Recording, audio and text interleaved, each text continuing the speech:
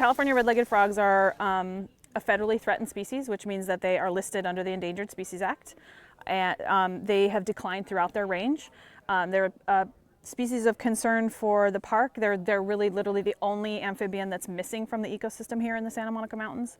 They disappeared over 50 years ago, so we're trying to get the frog back into where it used to live. What we've been doing, the Park Service has been partnering with many people, including state parks, especially today because we're on their property. We put them in these little mesh bags that sort of mimic where the eggs have been laid in the natural population.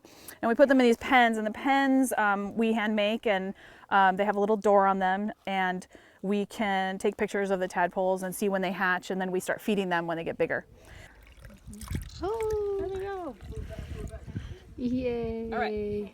So we're in our third year. We have already done the same thing, moving the eggs into our other 2 sites. We already did that last week. So we're doing state park sites this week.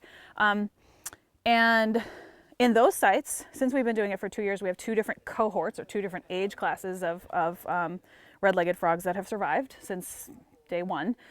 So we raised tadpoles in the pens just like these 2 years ago, and then they grew up to be froglets, and so they survived the winter and were juvenile frogs, and then now they've survived a second winter and we have adults there.